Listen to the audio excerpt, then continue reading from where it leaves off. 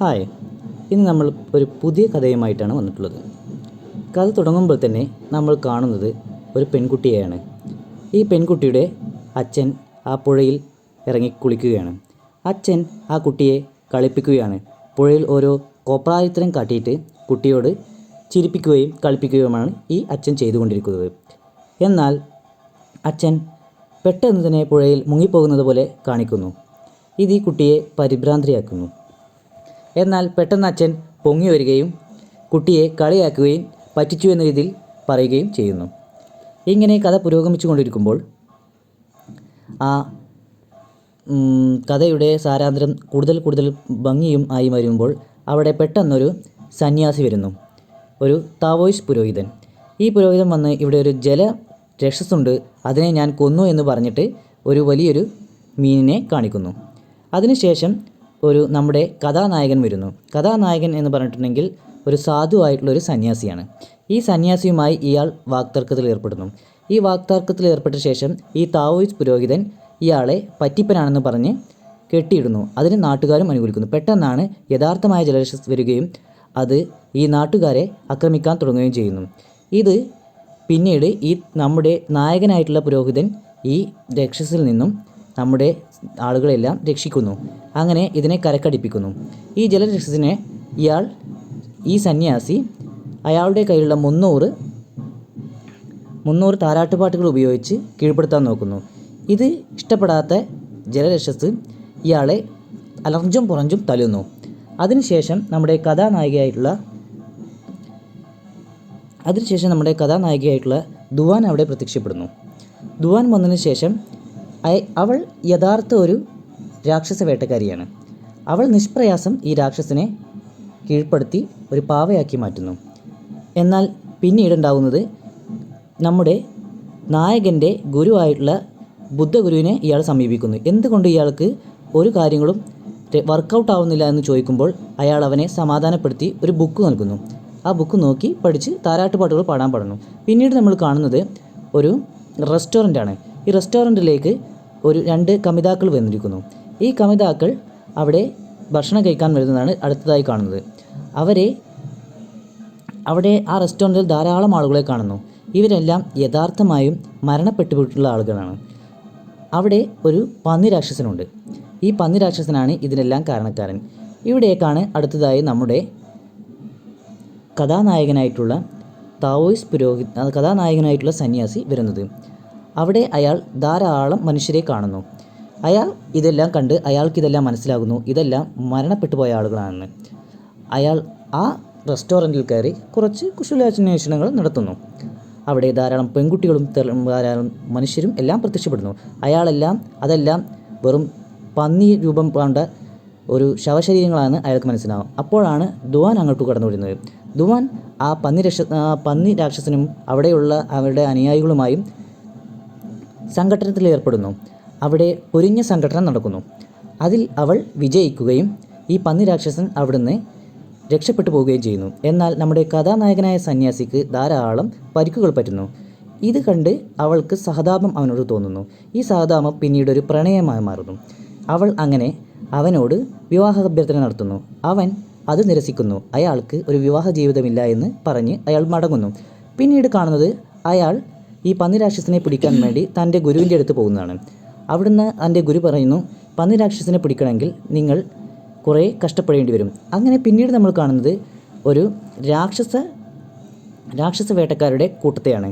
അവിടെ നമ്മുടെ ദുവാനെ അവർ കെട്ടിയിട്ടിരിക്കുന്നു. ഇത് കണ്ട് ദുവാനെ രക്ഷിക്കാൻ വേണ്ടി നമ്മുടെ സന്യാസിയായ നായകൻ ചെല്ലുന്നു. അങ്ങനെ അവിടെ ഒരു സംഘടനകൾ അരങ്ങേറുന്നു. ഇതെല്ലാം ദുവാൻ്റെ കൂട്ടുകാരാണ് സത്യത്തിൽ. ഇവൾ നമ്മുടെ സന്യാസിയുടെ പ്രണയം പിടിച്ചു പറ്റാൻ വേണ്ടി കാണിക്കുന്ന ഓരോ കോപ്രായങ്ങളാണ് ഇതെല്ലാം. ഇങ്ങനെ കഥ വളരെ സങ്കീർണമായി പുരോഗമിച്ചു കൊണ്ടിരിക്കുമ്പോഴാണ് നമ്മൾക്ക് ഇതിലുള്ള റൊമാൻറ്റിക് ഭാഗങ്ങളാണ് പിന്നെ കാണുന്നത്. ഈ റൊമാൻസിൽ കുറച്ചൊക്കെ നമ്മൾ ചിരിപ്പിക്കാനുള്ള കാര്യങ്ങളുമുണ്ട്.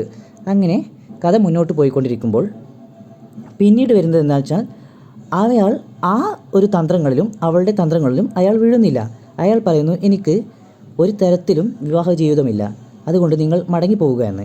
അങ്ങനെ അവിടെ നിന്ന് അവൾ സങ്കടപ്പെട്ടു പോകുന്നു. പിന്നീട് ഈ പന്നി രാക്ഷസനെയാണ് കാണിക്കുന്നത്. പന്നി രാക്ഷസൻ്റെ കുറച്ച് അക്രമങ്ങളും മറ്റുമാണ് ഈ ഭാഗത്ത് കാണിക്കുന്നത്. പന്നി രാക്ഷസൻ വന്ന് അവളുടെ കൂട്ടുകാരെയും മറ്റുള്ള ആളുകളെയും ആക്രമിക്കുന്നു. എന്നാൽ അയാൾ അതിൽ പകച്ചു പോകുന്നില്ല. അയാൾ ഈ പന്നി രാക്ഷസനെ വേട്ടയാടുവാൻ വേണ്ടി പുറപ്പെടുന്നു. പിന്നീട് നടക്കുന്നത് എന്തെന്ന് വെച്ചിട്ടുണ്ടെങ്കിൽ ഈ പന്നി രാക്ഷസനെ പിടികൂടാനായിട്ടുള്ള മാർഗ്ഗമാണ് അയാൾ ആരായുന്നത്. അതിനുവേണ്ടി കുരങ്ങു രാജാവായുള്ള സൺ വൂക്കോങ്ങിനെ കണ്ടെത്താൻ അയാൾ തീരുമാനിക്കുന്നു. സൺ വൂക്കോങ്ങിന് മാത്രമേ പന്നി രാക്ഷസനെ പിടികൂടാൻ കഴിയുകയുള്ളൂ. സൺ വൂക്കോങ് എന്ന് പറയുന്ന ആൾ 500 വർഷങ്ങളായി ബുദ്ധൻ്റെ തടവറയിൽ കഴിയുന്ന ഒരു ഗുഹയിൽ കഴിയുന്ന ഒരാളാണ്. അയാൾ വളരെ അപകടകാരിയും വളരെ നിഷ്ക്രൂരമായി മനുഷ്യരെ പെരുമാറുന്ന ഒരു വ്യക്തിയുമാണ്. പിന്നീട് നമ്മൾ ഇതിൽ കാണുന്നത് എന്താണെന്ന് വെച്ചാൽ രണ്ട് തരത്തിലുള്ള രാക്ഷസ പുരോഹിതന്മാരെയാണ്. രാക്ഷസന്മാരെ വേട്ടയാടുന്ന പുരോഹിതന്മാരും. ഒരാൾ വലിയ കാലനും മറ്റാൾ ബാച്ചിലർ പുരോഹിതനും. ഇതിനിടയിൽ മറ്റൊരാൾ കൂടിയും വരുന്നുണ്ട്. ഇങ്ങനെ 3 പേരെയാണ് നമ്മൾ കാണുന്നത്. ഈ 3 പേരും പരസ്പരം അന്യോന്യം കലഹിക്കുന്നു. ഇവിടെയാണ് നമ്മൾ അടുത്തത് കാണുന്നത് നമ്മുടെ നായകനെയും നായികയുമാണ്.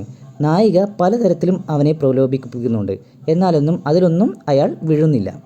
പിന്നീട് കഥ പുരോഗമിച്ചുകൊണ്ടേയിരിക്കുകയാണ്. അടുത്തതായി നമ്മൾ കാണുന്നത് ഈ 3 പേരുടെയും കലഹങ്ങളാണ്. അവർ പരസ്പരം അന്യോന്യം ആരാണ് കേമൻ എന്ന് തെളിയിക്കാൻ വേണ്ടി പരസ്പരം അന്യോന്യം അടികൂടുകയാണ്. ഇനി അടുത്തതായി നമ്മൾ കാണുന്നത് നമ്മുടെ നായകനായ സന്യാസി വൂക്കോങ്ങിനെ പിടികൂടാനായി പോകുന്നതാണ്. അയാൾ പോകുന്നത് 5 ഫിംഗേഴ്സ് മൗണ്ടനിലേക്കാണ്. അവിടെ വളരെ കഷ്ടപ്പെട്ടു എത്താൻ. അവിടെ എത്തി ഈ വൂക്കോങ് എവിടെയാണെന്ന് കണ്ടെത്തുകയാണ് ഇയാൾ. കുറേ സ്ഥലങ്ങളിലും അന്വേഷിച്ചിട്ടും വൂക്കോങ്ങിനെ കാണാനില്ല. അപ്പോഴാണ് ഒരു പൂ വിരിഞ്ഞു നിൽക്കുന്നത്. ആ പൂവിൻ്റെ നേരെ താഴെയുള്ളൊരു ഗുഹയിലാണ് ഈ വൂക്കോങ് ഉള്ളത്. അയാൾ ആ ഗുഹയിൽ ഇറങ്ങി അയാളെ നോക്കുന്നു. ആ വൂക്കോങ് രക്ഷപ്പെടാനായി പലരും ശ്രമിക്കുന്നുണ്ട്. ഇയാളെ പല കാര്യങ്ങളും പറഞ്ഞ് അപായപ്പെടുത്താൻ ശ്രമിക്കുന്നുണ്ട്. ഇതിലൊന്നും അയാൾ വീഴുന്നില്ല. പെട്ടെന്ന് ഈ പൂവാണ് അയാളെ സംരക്ഷിച്ചിരിക്കുന്നതെന്ന് നമുക്ക് കഥയിൽ നിന്ന് മനസ്സിലാവും. പക്ഷേ മണ്ടനായ നായകന് അതൊന്നും മനസ്സിലാവുന്നില്ല. അയാൾ ഈ നായകനോട് പല തരത്തിലുള്ള കാര്യങ്ങളും സംസാരിച്ച് എന്താകുന്നു, നായകനെ കബളിപ്പിക്കുന്നു. അങ്ങനെ ഈ പൂവ് അയാൾ അറുക്കുന്നു. അതോടുകൂടി നമ്മുടെ ദുഷ്ടനായ വൂക്കോങ്ങിന് അയാളുടെ തനിസ്വരൂപം വീണ്ടും കിട്ടുന്നു. അയാൾ ആ ഗുഹയിൽ നിന്നും മോചിതനാകുന്നു. ബുദ്ധൻ്റെ കെട്ടുപാടിൽ നിന്നും അയാൾ രക്ഷപ്പെട്ടു പോകുന്നു. രക്ഷപ്പെട്ടു പോയ ഈ വൂക്കോങ് ഈ നായകനെയും അയാളുടെ ഈ കഥയിലെ നായികയുമായ ദുവാനെയും ആക്രമിക്കുന്നു. വളരെ വളരെ വലിയ രീതിയിലാണ് ആക്രമണം അയച്ചുവിടുന്നത്. അയാളെ പിടികൂടാൻ വേണ്ടി വരുന്ന മറ്റെല്ലാ രാക്ഷസ ഹണ്ടർമാരെയും അയാൾ നിഷ്പ്രയാസം കീഴടക്കുന്നു. അങ്ങനെ ദുവാനെ അയാൾ അടിച്ചു വീഴ്ത്തുന്നു. ഈ ദുവാനെ എന്തുണ്ടാകുന്നു, അതോടുകൂടി സാരമായും കഠിനമായമായ പരിക്കുകൾ സംഭവിച്ച് അവൾ മരണശൈലിയിലെത്തുന്നു. അങ്ങനെ അവൾ അവിടെ മരിച്ചു പോകുന്നു. ഈ മരണത്തോടു കൂടി അവിടെയുള്ള റൊമാൻസ്, ഇയാളുടെ മനസ്സിലുള്ള റൊമാൻസാണ് പിന്നീട് ഉണർന്നു വരുന്നത്. അങ്ങനെ ഇയാൾ ആകെ തളർന്നു പോകുന്നു. നമ്മുടെ കഥയിലെ നായകനായ സന്യാസി ആകെ തളർന്നു പോകുന്നു. എന്നാൽ വൂക്കോങ് വീണ്ടും അയാളുടെ ഉഗ്രരൂപം പ്രാപിക്കുകയാണ്. തീ കത്തി ജ്വലിച്ചു വരുന്ന ഇയാൾ ഏറ്റവും ക്രൂരമായൊരു മനുഷ്യനായി, ഒരു മൃഗമായി തീരുന്നു. ഇയാൾ എല്ലാ സന്യാസിമാരെയും കീഴടക്കുന്നു. എല്ലാ രാക്ഷസ ഹണ്ടേഴ്സിനെയും കീഴടക്കുന്നു. അവസാനം എന്താണെന്ന് സംഭവിക്കുന്നു എന്ന് വെച്ചിട്ടുണ്ടെങ്കിൽ ഇയാളെ കീഴടക്കാനായി നമ്മുടെ വലിയ കാലൻ വരുന്നു. വലിയ കാലിൻ്റെ പ്രത്യേകത എന്ന് വെച്ചിട്ടുണ്ടെങ്കിൽ ഇയാൾക്ക് ഞൊണ്ടിയാണ് നടക്കുന്നതെങ്കിലും പെട്ടെന്ന് ഒരു കാൽ വളരെ വലുതായി വരും. അതോടൊപ്പം തന്നെ നമ്മുടെ ബാച്ചിലർ സന്യാസിയും വരുന്നു. ഇയാൾക്ക് ഒരു കൂട്ടം പെൺകുട്ടികളുമായിട്ടാണ് വന്നെങ്കിലും ബാച്ചിലർ സന്യാസിക്കും അതിൻ്റേതായ ശക്തികളുണ്ട്. ഇയാളും ഒരു രാക്ഷസ ഹണ്ടറാണ്. ഇവരെ 2 പേരെയും ഈ വൂക്കോങ് വളരെ നിഷ്പ്രയാസം പരാജയപ്പെടുത്തുന്നു. അതിനുശേഷം നമ്മുടെ കഥാനായികയെ ഇയാൾ കൊലപ്പെടുത്തുന്നു.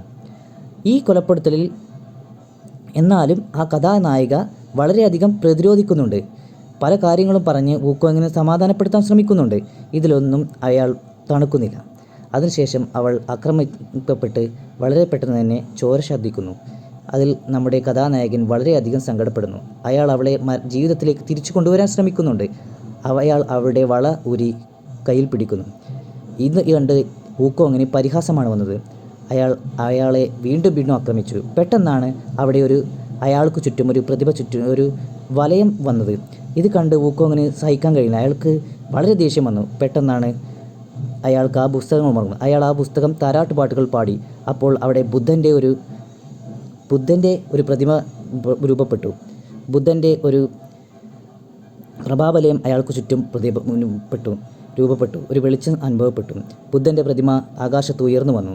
ഇത് കണ്ട് വൂക്കോങ്ങിന് പേടിയായി. അയാളുടെ യഥാർത്ഥ സന്യാസ രൂപം പ്രത്യക്ഷപ്പെട്ടു. വൂക്കോങ് അതിൻ്റെ സർവ്വശക്തിയുമെടുത്ത് ഈ ബുദ്ധനെ ആക്രമിച്ചു. അയാളെയും ആക്രമിച്ചു. അങ്ങനെ ഇതിൽ ബുദ്ധൻ്റെ കഴിവിൽ അയാൾ പരാജയപ്പെട്ടു. വൂക്കോങ് തളർന്നു വീണു. ഈ കഥ ഇവോടുകൂടി വൂക്കോങ് എന്തായി?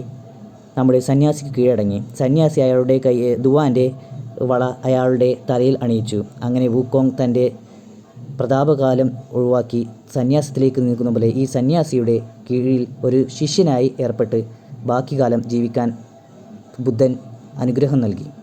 അങ്ങനെ സന്യാസിയുടെ കൂടെ ബുദ്ധൻ്റെ അനുഗ്രഹത്താൽ 3 ശിഷ്യന്മാരുമായി നമ്മുടെ സന്യാസി യാത്രയാവുകയാണ്.